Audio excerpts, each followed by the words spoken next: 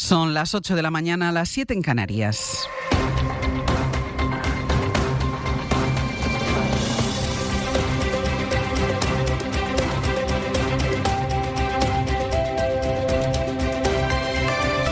En la cadena SER, Hoy por Hoy, con Ángeles Barceló. Hola, muy buenos días. Cuando la actualidad estaba centrada en los últimos accidentes ferroviarios con la investigación en Adamuz y el caos de Rodalías, de pronto el Gobierno sitúa en la agenda una regularización extraordinaria de personas migrantes. La va a aprobar hoy mismo el Consejo de Ministros y al Ejecutivo no le hará falta conseguir lo que tanto le cuesta, una mayoría parlamentaria, porque la medida que ya ha acordado con Podemos se aprueba por la vía de urgencia y con una reforma reglamentaria de la Ley de Extranjería que no necesita pasar por el Congreso. Se estima que esta medida, que les adelantó ayer la SER, permitirá regularizar a 500.000 de personas que ya están en España. Se podrán acoger quienes acrediten al menos 5 meses de residencia en nuestro país. La medida recoge el espíritu de una iniciativa legislativa popular que recabó en su día 700.000 firmas y que se llevó al Congreso. En aquel momento, estamos hablando de 2024, el PP votó a favor de que el Parlamento tramitase la petición compartida entre otros organismos por la Iglesia Católica para legalizar a 500.000 de personas migrantes que ya están y que trabajan ya aquí en España. Sastre, buenos días. Buenos días, Barceló. Ayer Feijóo fue, sin embargo, muy crítico. Escribió que la primera respuesta de Sánchez a los accidentes de tren es una regularización masiva para desviar la atención, aumentar el efecto llamada, dice, y desbordar los servicios públicos. Santiago Abascal dice que el tirano Sánchez odia al pueblo español, quiere sustituirlo y acelerar la invasión. Podemos cree precisamente que el rechazo del PP y de Vox demuestra que es una medida en la buena dirección. Lo dijo anoche Yone Belarra en Hora 25. Hoy el Partido Popular y Vox rabian. Y si el Partido Popular y Vox rabian es porque estamos acertando en proteger a la gente más vulnerable. Son personas que ya están aquí, que están trabajando aquí, que están haciendo su vida en España, conviviendo, trabajando y construyendo este país con nosotras y que están sin derechos y, por tanto, están en una situación de precariedad inaceptable. La noticia la adelantó Nicolás Castellano. Nico, buenos días. Hola, ¿qué tal? Buenos días. Nico, estamos hablando de una regularización que los colectivos de personas migrantes venían pidiendo desde hace ya tiempo y que tiene precedentes en nuestro país. Ahora el Gobierno quiere hacerla por la vía de urgencia. Sí, la previsión, Ángel, es que en primavera puedan presentarse ya las primeras solicitudes. Será la 7ª regularización en democracia, después de la de Felipe González, las 3 que puso en marcha Aznar, documentando a más de 500.000 de personas, o la de Zapatero, que fue la última en 2005 con una cifra similar. En esa última se inspira precisamente 21 años después esta reforma del reglamento de la Ley de Extranjería por la vía de urgencia que aprueba el Consejo de Ministros, que beneficia a todos los migrantes de situación irregular que demuestren que residen en España desde antes del 31 de diciembre, pero también a los solicitantes de asilo. Una cifra total que solo se conocerá de manera fiel cuando concluya el proceso. De hecho, los técnicos del Ministerio de Migraciones creen que no se llegará a la estimación de 500.000 de personas porque creen que muchos ya han conseguido los papeles en estos 2 últimos años por la vía del arraigo. La única línea roja es que hay que acreditar no contar con antecedentes penales y la estancia en España se podrá aprobar desde el padrón municipal, informes médicos, un contrato de alquiler o billetes de transporte. Una reforma, Ángels, reclamada y aplaudida por las centenares de organizaciones de la plataforma Regularización Ya, y que llevó 700.000 firmas al Congreso, juristas, sindicatos, economistas, que coinciden en señalar este reconocimiento a sus derechos, facilita su inclusión y supondrá un gran aporte en términos fiscales y de seguridad social. Nico, seguimos en el abierto. Hasta luego. Cuando acabó el año pasado, que acabó de manera aciaga para el Gobierno, sin apoyos para los presupuestos, muy tocado por los casos Cerdán, Ábalos, Koldo, el presidente del Gobierno pidió a sus ministros una lista con medidas sociales que pudiera impulsar sin necesidad de que pasaran por el Congreso. Esta medida de ahora se venía gestando de antes, otras regularizaciones tampoco pasaron por el Congreso, pero encaja en ese perfil. Es un cambio en un reglamento que no pasa por el Parlamento y con él el Gobierno quiere acreditar que la legislatura tiene sentido a pesar de su fragilidad parlamentaria. Y esa es una de las dudas que abre este acuerdo con Podemos. Guillermo Lerma, buenos días. ¿Qué tal? Buenos días, Ángel. Porque las relaciones con Podemos no estaban precisamente en su mejor momento y ahora Pedro Sánchez, que hoy se reúne también con el Endacari Pradales, espera que esta jugada pueda acercarle a Junts tras haberse acercado a Esquerra con la financiación. Sí, Sánchez se comprometió en diciembre a recuperar la confianza de los socios y el acuerdo alcanzado ayer es un paso políticamente relevante en esa dirección. La interlocución con Podemos llevaba meses prácticamente rota, pero el pacto sobre la regularización no solo genera un nuevo clima con los morados, sino que permite al Gobierno abrir una vía para acercarse también a Junts. Los de Belarra se muestran dispuestos a abordar ahora la aprobación de la delegación de competencias en materia migratoria para Cataluña, una condición indispensable para intentar retomar el diálogo con los de Puigdemont. Que nosotras siempre hemos estado abiertas a negociar esa delegación de competencias, pero ya le dejamos muy claro al Gobierno que tenía que ser sin racismo y muy claro también que primero tenían que ser derechos, que no podía ser que lo primero en la agenda migratoria de esta legislatura fuera la delegación de competencias migratorias a Cataluña con un sesgo racista. La intención del Gobierno es ir desenredando la madeja en la que se ha convertido la relación con los socios parlamentarios para intentar abrir la negociación de los presupuestos. El PSOE busca así calmar la tensión que generó la acumulación de los frentes por la corrupción. Estos son los planes a medio plazo, pero luego está la realidad más inmediata. Aunque hoy, este mediodía, hay pleno en el Congreso, pleno extraordinario, tiene que convalidar las ayudas al transporte, que el Gobierno espera que salga, pero también la subida de las pensiones. Y ahí el Ejecutivo está de nuevo en manos de Junts porque el PP ya ha dicho que no lo va a apoyar. Josué Coello, buenos días. ¿Qué tal, Ángels? Buenos días. Las cosas dependen de nuevo de Junts, que está siendo muy crítico con el Ejecutivo por el caos de Rodalías. Sí, y hasta ahora la convalidación de ambos decretos está en el aire porque las fuentes consultadas son optimistas con el decreto sobre ayudas al transporte y confían en el sí de Junts y de Podemos para que salga adelante. Sin embargo, estas fuentes no son tan optimistas con el decreto para subir las pensiones. Junts exige que esa subida y las medidas del escudo social se voten por separado, una opción que descartan en el Gobierno, por lo que a esta hora esas fuentes dan por hecho que el decreto con la subida de las pensiones decaerá tal y como pasó hace un año. Entonces, Ángels, tanto Junts como el PP lo apoyaron a la segunda por una situación similar y tras la crítica de los populares a la cesión del Palacete de París al PNV. Josu Guille, seguimos en el abierto. Hasta ahora. Hasta luego. La clave aquí es qué va a pasar con las pensiones, porque el PP dice que vota en contra porque en la misma votación el Gobierno aprovecha para meter otras medidas con las que están en contra, como la moratoria antidesahucios. El año pasado el partido, y lo decía ahora Josu, votó a favor de la revalorización, aunque también tenía discrepancias. David Junquera. Buenos días. Votaremos sí por los pensionistas, los valencianos y los usuarios del transporte. Que la incompetencia y debilidad del Gobierno no perjudique a quien no lo merece. Así explicaba hace un año el PP su marcha atrás, su paso del no al sí, el sí al ómnibus que llevaba adosada la revalorización de las pensiones. Aquel decreto agrietó la unidad popular y provocó un viraje en Génova, que no se atisba en esta ocasión. Nuestro voto evidentemente será un no estamos de acuerdo, lo llevamos avisando y si quieren que los pensionistas se les suba la pensión, se le actualice conforme al IPC, que permitan que esto se tramite. Dice el PP que ellos ya propusieron en noviembre que la revalorización fuera automática y que su propuesta sigue congelada, sin ser debatida ni votada en el Congreso.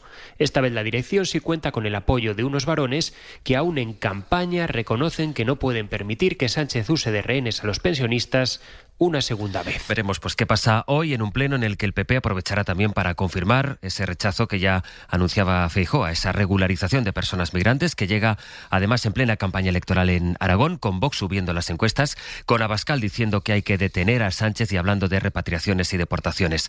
En 2024, cuando el PP aceptó, como les contábamos, que el Congreso debatiese esa regularización de migrantes que había recogido 700.000 firmas en la calle, esto fue lo que dijo Alberto Núñez Feijóo en una entrevista en la COPE. Lo que le puedo asegurar es que hay un debate que debemos de dar y debemos de zanjar con los inmigrantes que viven en España y que trabajan en España, pero que no obtienen o no han obtenido de momento papeles. Y esos pueden estar tranquilos, que este partido es sensible con ellos y buscaremos soluciones para una inclusión social correcta y legal en nuestro país. En cambio, lo que escribió ayer Feijóo en redes es que la política migratoria de Sánchez es tan disparatada como su política ferroviaria. Sobre el accidente de Adamuz, preguntaron ayer a Óscar Puente en Televisión Española. Si alguien ha contribuido con su acción o con su omisión a causar estos hechos o a agravar sus consecuencias, que caiga quien tenga que caer. Y si soy yo, pues señores míos, pues tendré que ser, si es que yo tengo alguna responsabilidad en esto, ¿no? La investigación apunta a un problema en las soldaduras, según dijo ayer el presidente de la comisión que investiga los accidentes ferroviarios. Edu Hernández. ¿Qué tal? Buenos días. En palabras al Colegio de Ingenieros de Caminos, Iñaki Barrón ha puesto el foco del problema en la soldadura entre los carriles. Todo parece evidenciar que la causa principal, el origen de toda esta tragedia ha sido la rotura no tanto del carril como de una soldadura. Una soldadura sobre la que, por cierto, ya se ha pronunciado el Ministerio de Transportes asegurando que se hizo según los criterios de Adif, es decir, usando la carga del carril más blando. En este caso era el de 1989. Esta operación, la de unir carriles de distintos periodos, no es algo que le sorprenda al presidente de la CIA. No es causa de ningún tipo de anormalidad. Lo que sí que le llama la atención es que primero se hablara de una renovación integral y después solo fueran unos tramos. Creíamos que se había hecho una remodelación, una renovación integral y no ha sido así. Recomienda además aumentar la distancia entre vías hasta los 5 metros.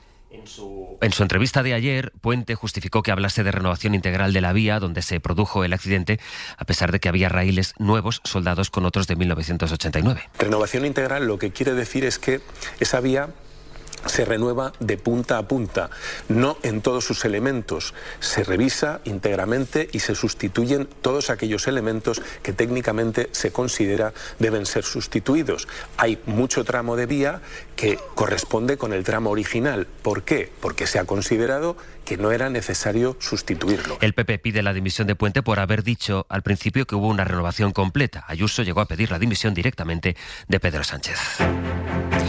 La Generalitat pidió ayer que rodaran cabezas por el caos en Rodalies que vivimos ayer en directo. Después de varias jornadas con el servicio de cercanías suspendido, los viajeros se encontraron con 2 fallos que provocaron 2 nuevas suspensiones y más retrasos en los andenes. Eso sumado al colapso en las carreteras. Fueron cesados el director operativo de Renfe en Cataluña y el jefe de mantenimiento de Adif en toda España.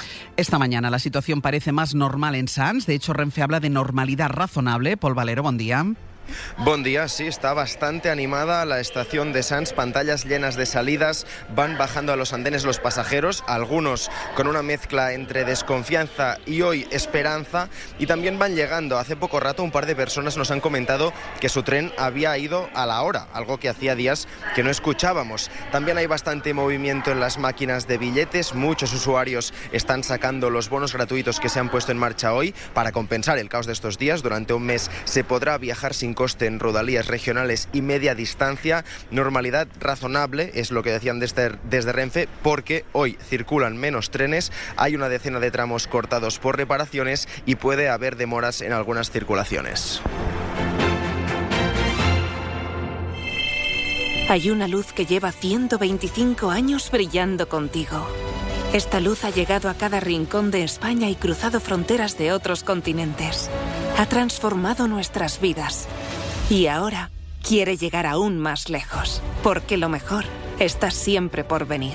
En Iberdrola celebramos 125 años luz junto a ti. Iberdrola. Un viaje a la montaña, una aventura urbana, una ruta por la costa. Con Viaje... Viajar es una maravilla con el seguro de coche de Línea Directa. Asistencia en viaje y grúa geolocalizada. Yo lo elegiría. Cámbiate y te mejoramos el precio de tu seguro directamente. Llama al 917-700-700 o ven directo a lineadirecta.com. Se abre el telón y vemos a un cliente de Aldi diciendo «Volveré». ¿Nombre de la peli? ¡Ahorrator! ¡Qué grande! ¡Grande el ahorro que tienes cuando repites en Aldi! Ahorra con el tomate pera. A solo 1,49 el kilo, un 25% menos. Aldi. ¡Qué poco cuesta comprar bien!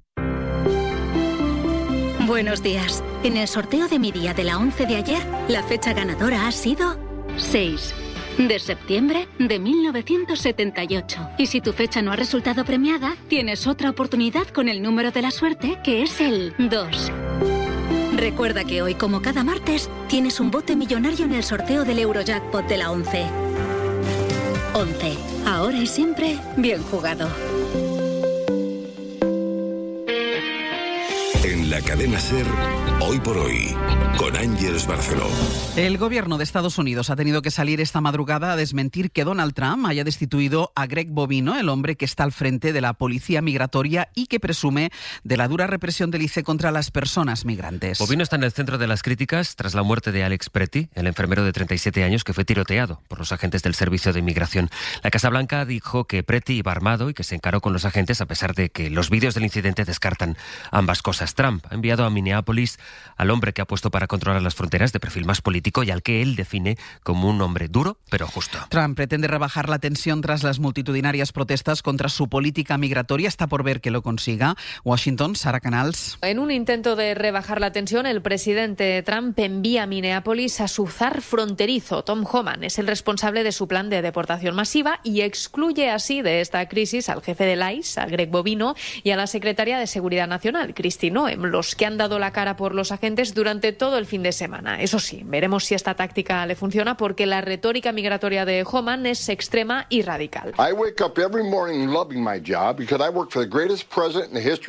Así alababa hace unos meses a Donald Trump, diciendo que se levanta todas las mañanas amando su trabajo porque sirve al mejor presidente de la historia y que no parará hasta hacer el país seguro otra vez. No pararemos y no me importa lo que digan los jueces, decía desafiante. Y otra señal de que Trump es consciente de que se enfrenta a una de las peores crisis de mandato son sus conversaciones telefónicas con el alcalde de Minneapolis, James Frey, y el gobernador de Minnesota, Tim Walz, a quienes lleva meses atacando. Se ha mostrado conciliador, ha contado que han mantenido conversaciones respetuosas y Walz ha detallado que el presidente le ha prometido que estudiará reducir el número de agentes en Minnesota y que también se asegurará que los funcionarios estatales puedan investigar la muerte de Alex Pretty. Pues en un contexto internacional marcado por Trump, por sus aranceles, es relevante lo que comentábamos en nuestro tiempo de economía de las 7:30, que ha confirmado hace unas horas el primer ministro indio, Narendra Modi, que acaba de confirmar ahora mismo Bruselas. Anuncian que la India y la Unión Europea han cerrado ya el acuerdo comercial, que dicen que es histórico, se venía negociando durante 18 años. Modi y Bruselas dicen literalmente que estamos ante la madre de todos los acuerdos.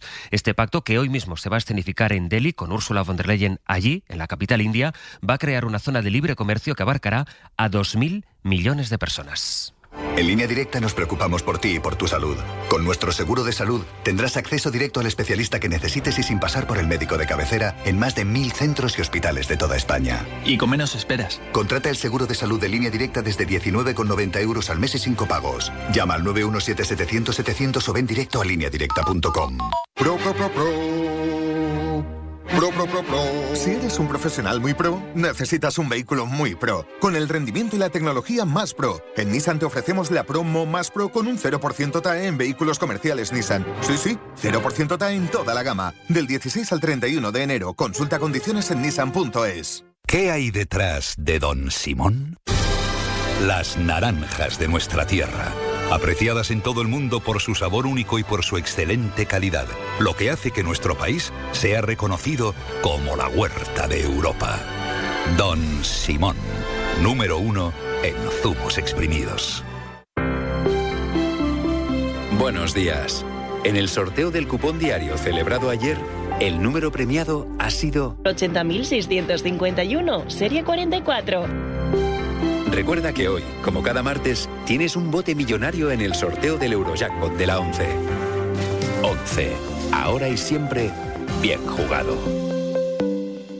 Hoy por hoy, Ángeles Barceló. A partir del próximo curso, los menores de 15 años tendrán prohibido usar redes sociales en Francia. Macron ha puesto la fecha después de que la Asamblea Nacional aprobase anoche la medida. Corresponsal en París, Lucía Riera. El objetivo es que la prohibición empiece a aplicarse el 1 de septiembre, en el inicio del próximo curso, tras la luz verde de la Asamblea y el previsible visto bueno también de los senadores el mes que viene. Los menores de 15 años no podrán acceder a las redes sociales y tampoco se admitirán teléfonos móviles en los institutos, como ya ocurre en las escuelas. El tiempo de la escuela no es para el teléfono, ha defendido el ministro de Educación. El gobierno ha acelerado su respuesta a la cruzada que lanzó el presidente Macron contra las redes sociales ante la creciente preocupación por el acoso online y la salud mental de los menores. Solo parte de la Francia insumisa lo rechaza.